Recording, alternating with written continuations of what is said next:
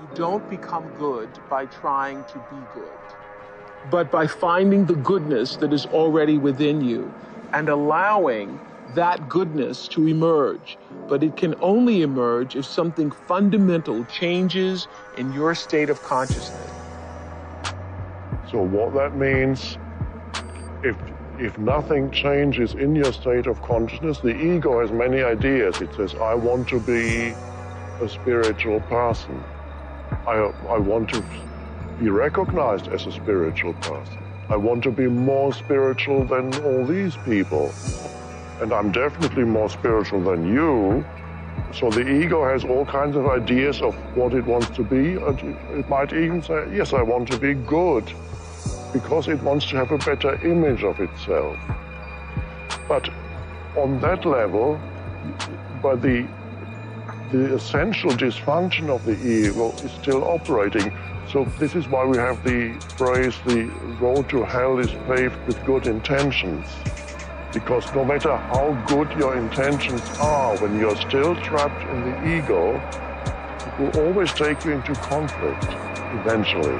So you have to go deeper beyond the realm of opposites where there's good and bad and reach a place within yourself that is unconditioned, that is what I sometimes call the formless.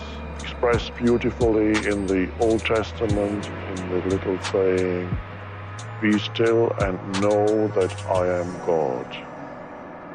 That's in the Old Testament. It contains the entire wisdom of religion in those few words.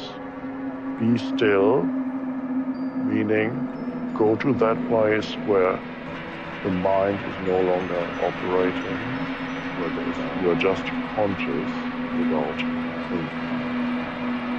And that is the level where the eternal resides.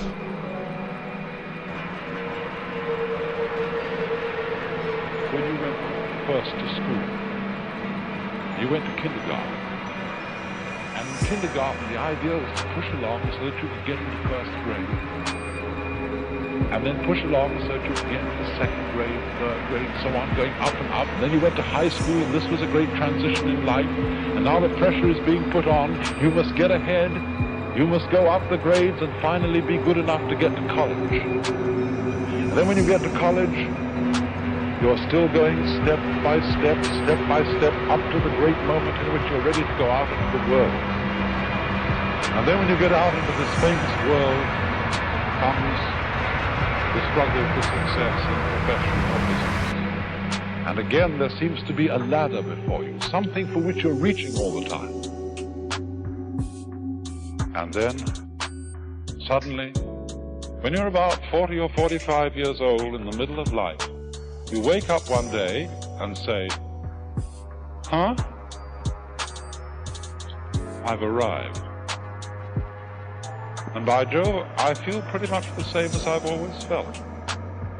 In fact, I'm not so sure that I don't feel a little bit cheated. Because you see, you were fooled. You were always living for somewhere where you aren't.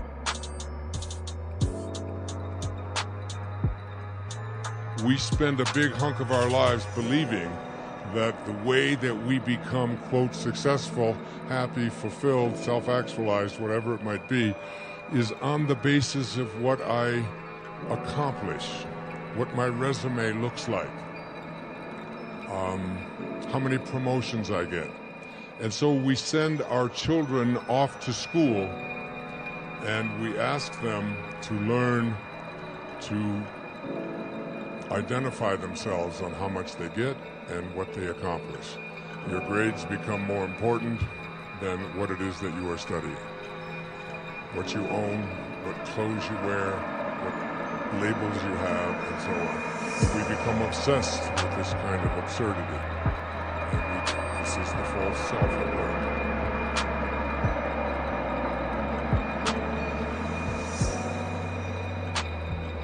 You know, look back 10 years ago, 5 years ago, 15 years ago, and think of a decision you made. That if you would have made a different decision, you'd have a totally different life today. Better or worse, I don't know, but totally different. the most important decision you can make above any on the face of the earth is deciding that no matter what happens in your life, no matter what happens, you're going to live in a beautiful state. So if life is not happening the way you think it should happen, you're unhappy. If life happens the way you think it should happen, you are happy. It's as simple as that. So if life has to happen the way you think it should happen, first of all, how you think, with how much focus you think, how much stability is there in your thought, and how much reverberance is there in the thought process will determine whether your thought will become a reality or is it just an empty thought. Or how you do not create any impediments for your thought by creating negative thought process. This possible is something possible or not possible. It is destroying humanity. What is possible and not possible is not your business, it's nature's business. Your business is just to strive for what you want.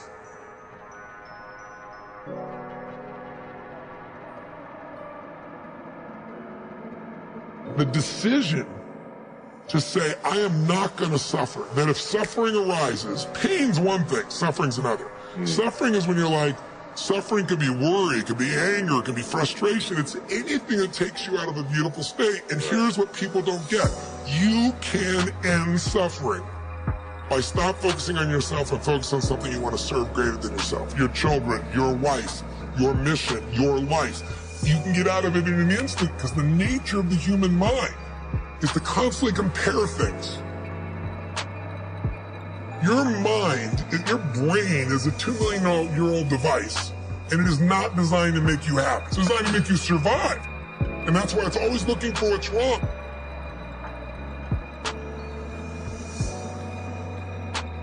Life is supposed to be good, not just for some, but for all of you. And when it isn't, something has gone terribly wrong. And every single time, the thing that has gone terribly wrong is that an orientation or a perspective has been developed and practiced to the point that other evidence can't come in. In other words, when you have decided something in a very powerful way, then it must be, because law of attraction will always present to you exactly the package that you are practicing all day, every day. You've got no argument with that. And so we do not sense that your life reflects this now in this powerful way. At one time, yes. But we want to say to you that you are taking more upon yourself. This is really what we would like to say to you.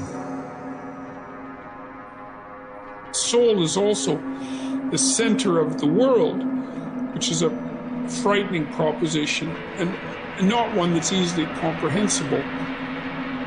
Solzhenitsyn's work in the Gulag Archipelago is particularly enlightening in this regard, because he insisted that it was a preconception of our Judeo-Christian heritage that each person was a center of the cosmos. And you can think of that as a center of consciousness, right? A center from which being itself is not only reflected, but also generated. And it was Solzhenitsyn's belief, and Dostoevsky's as well, and I think Jung would have been in accordance with this, and Nietzsche as well, for that matter, that in some manner that we don't fathom, because we don't understand the structure of the world very well, the outcome of the world is dependent on our choices, and equally on all of our choices. And I don't understand. I know that to be true, or feel that to be true. It's part of the doctrine that each person is of intrinsic and equal worth. Part of that doctrine is that each person has intrinsic and equal responsibility, and that we're each capable of generating a fair bit of hell around us and for other people, but also capable of generating a tremendous amount of good, and that the fate of the world as it careens through eternity is actually a consequence of the ethical decisions of each of us. It's a terrifying idea. It's no wonder that people flee from it into hedonism, let's say, and ideology, because it's very frightening possibility that the choices that you make day to day or fail to make have this profound and lasting effect on the structure of reality, but I don't really see any way out of that conclusion. Come up with 10 laws you are going to spend or you're going to live the remainder of your life under. That could be one of the things I teach in my work, don't die. One of the secrets to legendary is longevity. So outlive your industry peers. Amazing what happens when you get into such great physical health that you just outlive everyone around you. You know, it's 90, you're 90, no, you have no competition.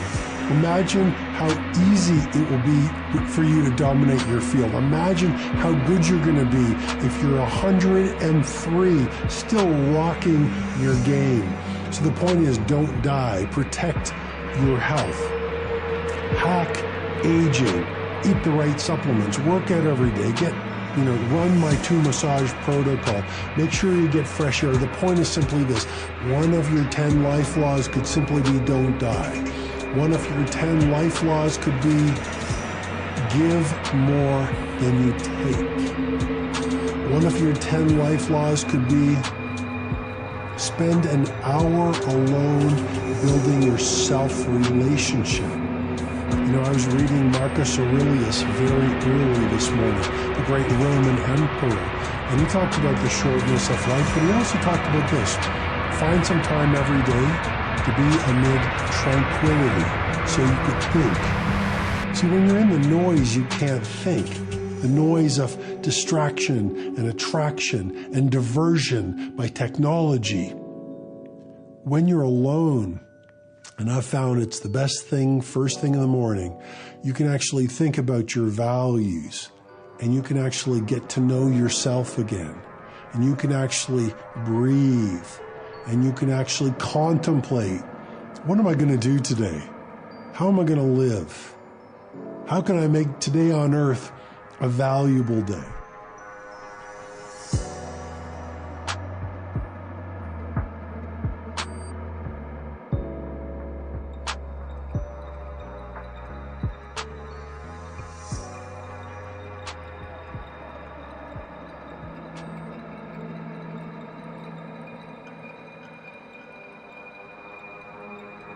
I firmly believe that everybody on this planet has a gift. It's your job to figure out what that gift is. Then it becomes your job to decide whether you're going to act on that or not. Everyone sees the work that you put in, but it's what you don't see is going to determine how far you're going to get. Action is what builds confidence. It doesn't start with belief. The real way for most of us is not to wait to believe, but to push ourselves to act, and through the action you will build the belief. All the time people say, oh, look in the mirror and you'll see why you're not succeeding. I don't believe that. It's what you don't see in the mirror. That's what's holding you back. It's what you're not willing to see is why talent is not enough. And when you finally see it and accept it and decide to work on it, then you can take that next level.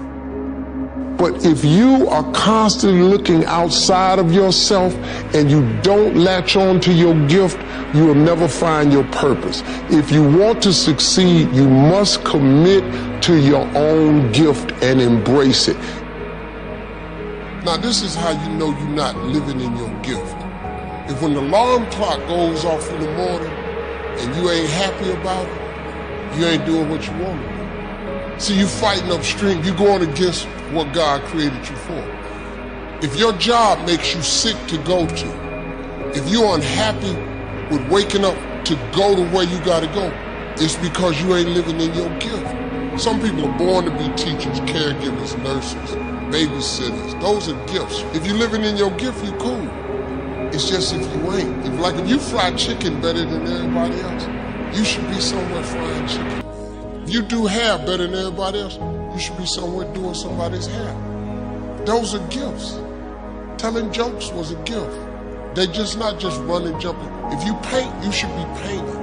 If babysitting is what you really do, you should be babysitting. You doing anything. If you fix cars, you work with your hands. You're supposed to be working with your hands. You do anything else, when that alarm clock go off in the morning, you ain't gonna like it. Now, if you waking up, you going down there, they ain't paying you what you want. You hate your coworkers. You down there, your boss has no business being your boss. I just never thought that anybody should be in charge of me. I always saw myself free. I just want to come to work. This is all I want to do. Bishop Jake said this. And I would hate to die and never do the thing I was born to do.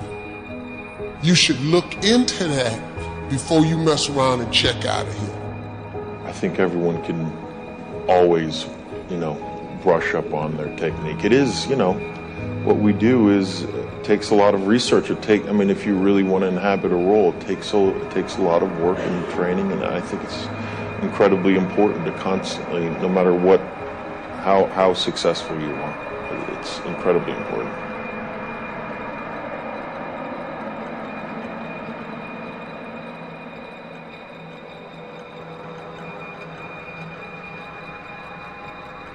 I always believe that natural talent can take you so far, but I think you need to have the work ethic and the drive to achieve your potential. I'd say, my natural talent, probably brought me 50% of the way.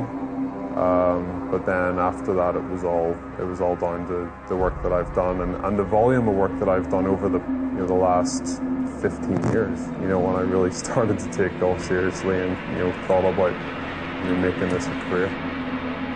One thing we've failed to do in the educational system is alert people that if you're doing what no one has done before, stuff goes wrong. And in fact, if nothing ever goes wrong in what you're doing, if you make no mistakes in your job, in whatever task you've brought upon yourself, then you are not on the frontier. Simple. Mm-hmm. It's true in science, and I heard it applied to car racing. There's a quote, I'm told, spoken by Mario Andretti.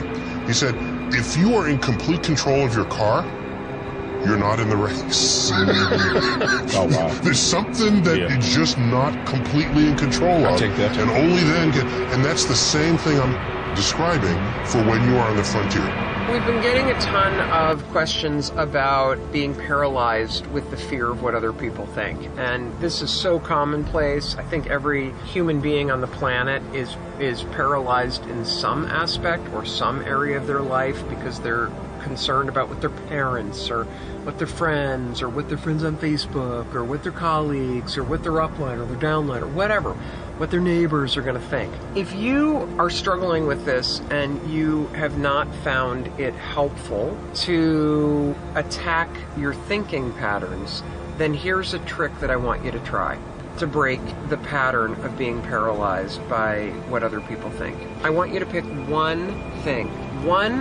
that you've been wanting to do, that you've been thinking about, but you have stopped yourself from doing because you're concerned about what other people think. Let me give you some examples. Maybe you've wanted to go on a wellness retreat, but you think your spouse will roll their eyes at you, so you haven't done it. Maybe you have a particular Facebook post or a blog. So many of you want to start a business or start creating art, but you're terrified of putting yourself out there because of what other people will think. Today, we're going to break that pattern. What you're going to do is you're going to pick one thing you've been stopping yourself from doing, and you're going to do it. You're going to do it. And the reason why I want you to do this is because I know that if you're still paralyzed, you have not been able to change your thinking patterns yet. That's cool, no problem. We're going to try a different tactic. I want you to change this paralysis through action. Because if you sign up for that class, if you go on that retreat, if you create your art, if you post that blog post, if you start that business, you will be proving to yourself through the actions that you're taking that you don't care what other people think. Try that today. Let me know, number one, what you've stopped yourself from doing, and number two, what you're committing to doing today. Because one way to break this is to attack the thoughts and change the thoughts and get into action first. The other way to do it is to recognize that you're paralyzed, pick one thing that you're going to do, and actually get it done. Persevere. Nothing worthwhile is easy. No one of achievement has avoided failure, sometimes catastrophic failures. They keep at it. They learn from mistakes. They don't quit. You know, when I first arrived on this campus, it was with little money, fewer options. But it was here that I tried to find my place in this world. I knew I wanted to make a difference, but it was vague how, in fact, I'd go about it.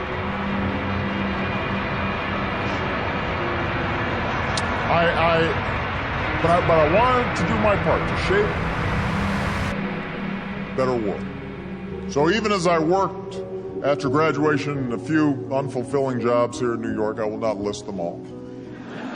Even as I went from motley apartment to motley apartment, I reached out and I started to write letters to community organizations all across the country. And one day, a small group of churches on the south side of Chicago answered, offering me work with people in neighborhoods hit hard by steel mills that were shutting down, and communities where jobs were dying away. The community had been plagued by gang violence, so once I arrived, one of the first things we tried to do was to mobilize a meeting with community leaders to deal with gangs. And I'd worked for weeks on this project. We invited the police, we made phone calls, we went to churches, we passed out flyers. The night of the meeting, we arranged rows and rows of chairs in anticipation of this crowd, and we waited, and we waited. And finally, a group of older folks walked into the hall, and they sat down, and this little old lady raised her hand and asked, "Is this where the bingo game is?"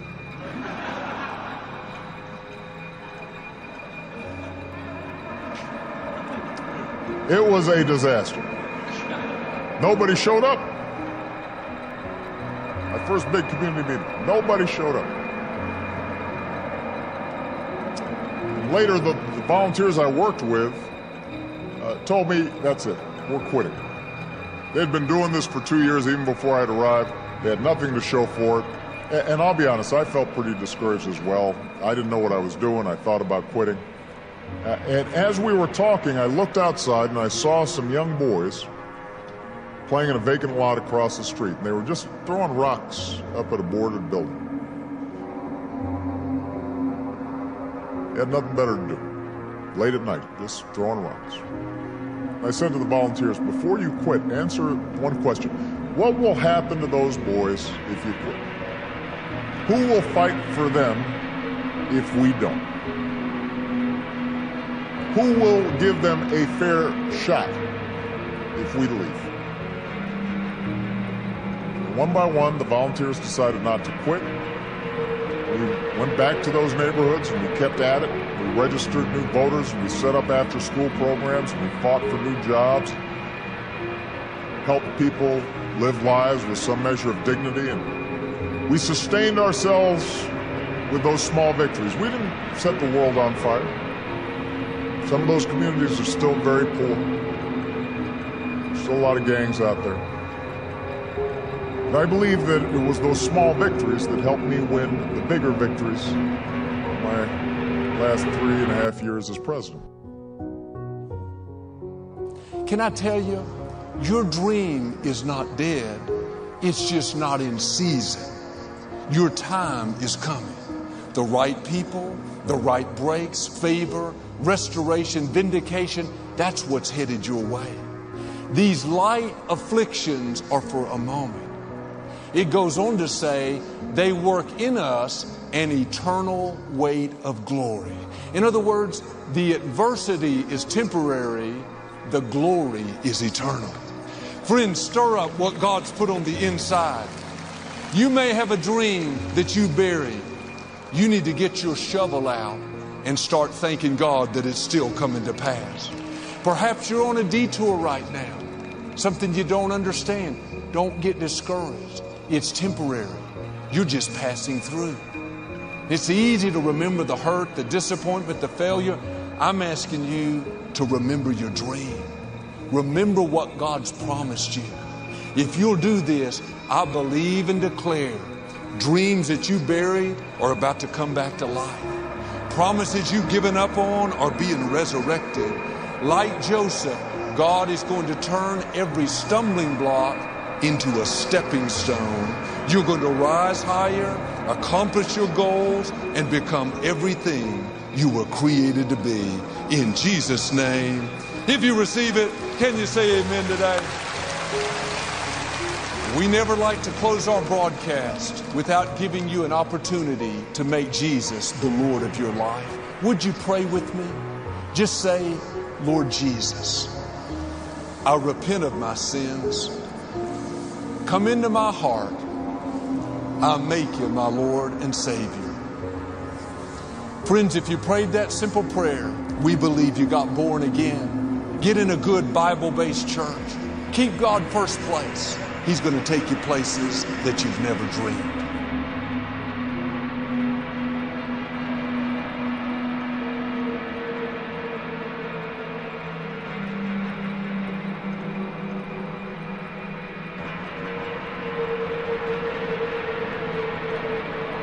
You have to want something so big that it wakes you up in the middle of the night.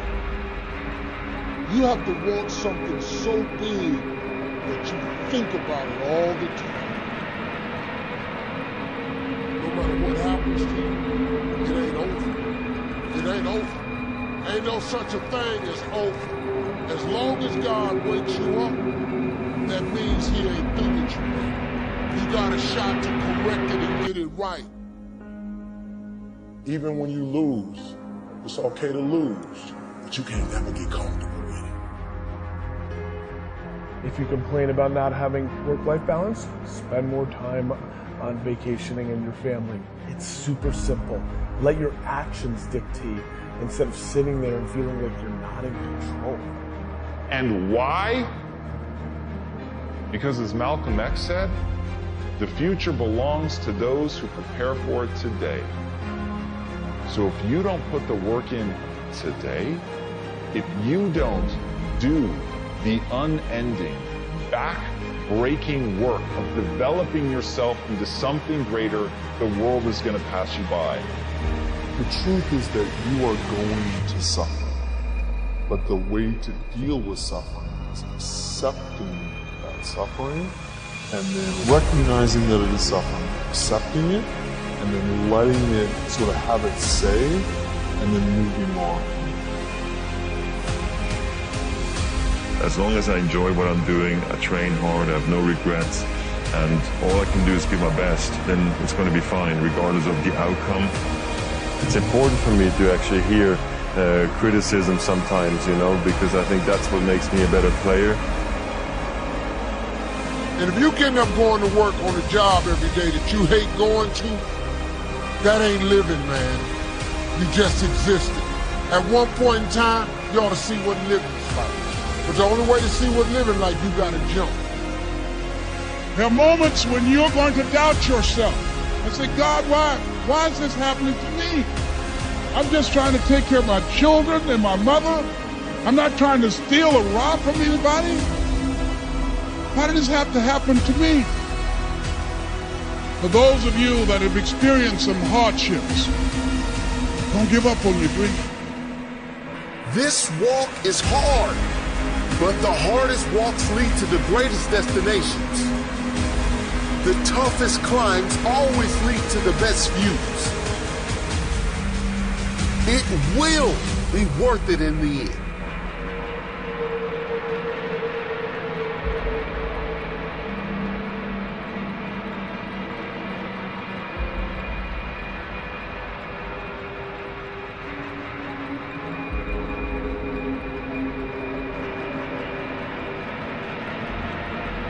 As Ernest Hemingway noted, the world breaks everyone, and afterward, many are stronger in the broken places. You have to be grateful for what you can get.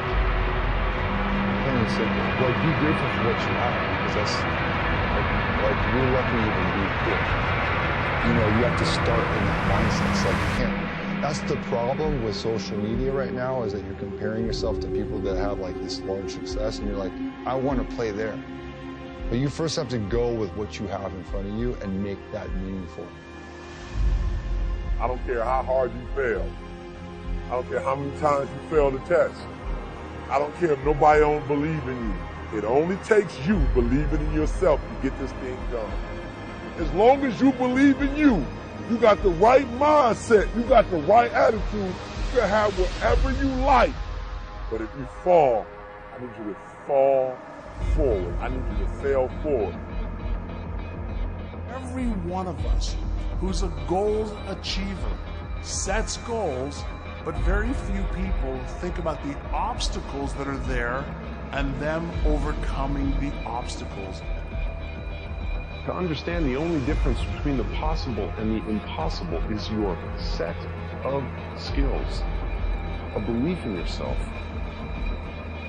Getting better isn't a hack or a trick or a one change that you need to make. That most of you say you want to be successful, but you don't want it bad. You just kind of want it. You don't want it badder than you want to party. You don't want it as much as you want to be cool. Most of you don't want success as much as you want to sleep. We all have things that we're believing for, dreams that we want to accomplish, problems we're hoping will turn around. Maybe it's to see our family restored, to lose some weight, to break an addiction, to start our own business. But sometimes as it goes on, month after month, even year after year, we don't see anything changing. It's easy to get discouraged and think, it's never going to happen. This is as good as it gets. I'll just learn to live with it.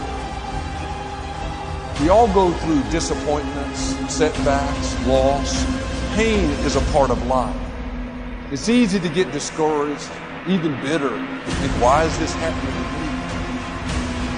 me? But my question is, why isn't everyone? To me, it comes down to the strategies that you use. There really isn't anything objectively good or bad. There isn't anything that happens to you that can't be overcome. There isn't anything that could happen to you. Anything. You can't afford not to review. You can't afford just to go to work so you can get a check. You cannot afford not to see what your greatest is. You can't afford not to put your foot all the way down and see what you get out of life. You can't afford not to be you. You still in the game, which means if you're in the game and there's still time in the game, still time left in the game, you can still win the game.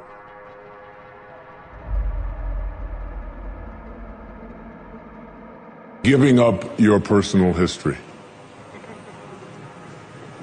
And I learned it from a man named Carlos Castaneda, who once said that one day, he said, I finally realized that I no longer needed a personal history.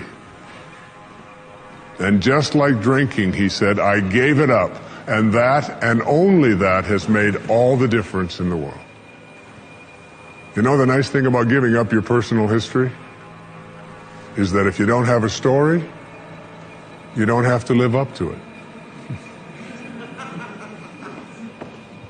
All of us have these bags of manure that we carry around with us called our past, and the people who have done things to us, and the events and the circumstances, all of this stuff that we use and we bond to. And we bond ourselves to these wounds of our past, and we identify ourselves on the basis of these wounds. And every once in a while we set it down and we reach in there and we smear it all over ourselves. And then we wonder, why does my life smell so bad? I don't understand this.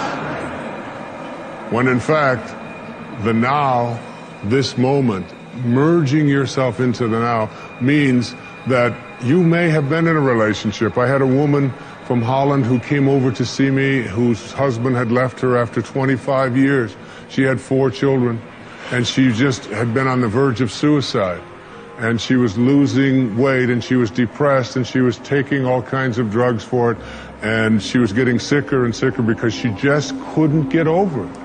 And she came to a book signing that I was doing at a bookstore down in Florida. And she said, "You've got to say something to me. You've got to say something to me that will help me to get over this." And I told her this line. I said, give up your personal history. Merge yourself here, now, into this moment. And those 25 years are something, if you want to understand how to do it, think of your past as, oh, this hat. And this is your past. Now, you can't just set this thing down over here and walk away from it and give up your personal history, because you'll always have it there to look back at.